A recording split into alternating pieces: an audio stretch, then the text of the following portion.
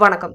உத்திரமேரூரில் உச்சநீதிமன்றம் தலைமை நீதிபதி மீது செருப்பை வீசிய வழக்கறிஞரை கைது செய்ய வலியுறுத்தியும், விடுதலை சிறுத்தைகள் கட்சித் தலைவர் தொல் திருமாவளவனுக்கு பாதுகாப்பு வழங்க கோரியும் விடுதலை சிறுத்தைகள் கட்சியினர் ஆர்ப்பாட்டம் செய்து திடீர் சாலை மறியலில் ஈடுபட்டவர்களை போலீசார் அப்புறப்படுத்தினர்.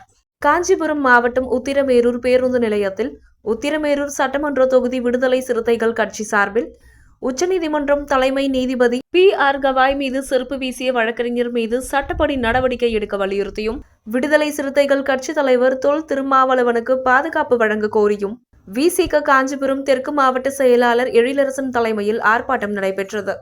இதில் உச்சநீதிமன்ற தலைமை நீதிபதி PR கவாய் மீது காலணி வீசிய RS கைகூலியை வன்கொடுமை தடுப்பு சட்டத்தில் கைது செய்ய வேண்டும், விஜய்க்கு Y பிரிவு பாதுகாப்பு ஒடுக்கப்பட்ட மற்றும் ஒட்டுமொத்த மக்களுக்காக போராடும் எழுச்சி தலைவர் திருமாவளவனுக்கு பாதுகாப்பு இல்லை, பாதுகாப்பு வழக்கு எழுச்சி தலைவர் திருமாவளவனுக்கு பாதுகாப்பு வழக்கு, பதவி விலகு, மோடி அரசே பதவி விலகு என கண்டன கோஷங்கள் எழுப்பினர். பின்னர் திடீரென சாலை மறியலில் ஈடுபட்டனர்.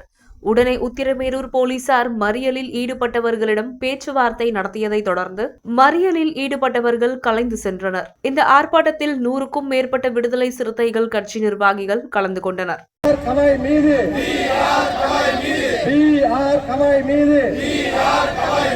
காலனி வீசிய RSS கைகூலியை வன்கொடுமை தடுப்பு சட்டத்தில்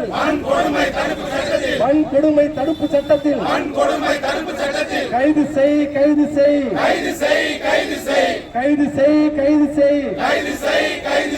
மத்திய அரசே பாதுகாப்பில்லை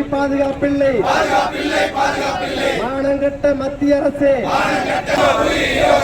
உடுமலைப்பேட்டை சங்கருக்கு பொறியாளர் கோகுல்ராஜுக்கு பெண் பொறியாளர் கவினுக்கு இனியும் நாங்கள் ஆடுகள் அல்ல, இழிச்ச வாயர் கூட்டமும் அல்ல.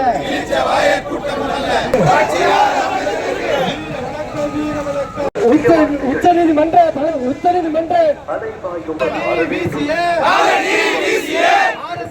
கைகூலி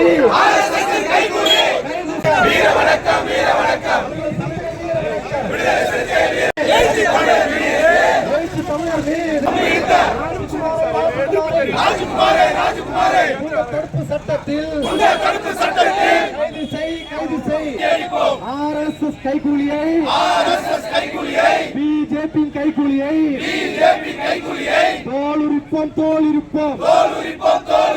விடுதலை சிறுத்தைகள் தோலுரிப்போம். விரட்டி அடிப்போம். பலிக்காது பாஜகவின் ஜம்பம். துரத்தி அடிப்போம்.